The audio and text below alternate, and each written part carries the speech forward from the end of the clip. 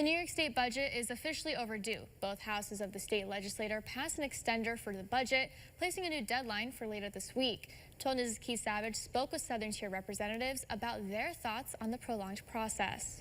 Governor Hochul, give us a budget that we can start to look at and vote on. The new spending plan has been extended to Thursday, with Republicans and Democrats looking to agree on a deal. District 121 Assemblyman Joe Angelino believes he will not have enough time to process what the budget contains. I am likely going to be a no vote because it's just not fair to me, it's not fair to my colleagues, and it's certainly not fair to everybody back at home who has to pay the taxes to pay for these things.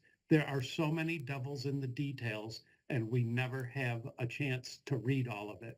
District 123 Assemblywoman Donna Lupardo believes proposals like mask policies and phones in schools are crucial, but conversations about policies are taken away from needed investments for her district. We know people who've spent days in the emergency room because they couldn't get transferred to a bed. Nursing homes are a critical part of our entire healthcare system, along with assisted living, and they haven't received an increase in their Medicaid, a substantial increase in their Medicaid rate in a very long time.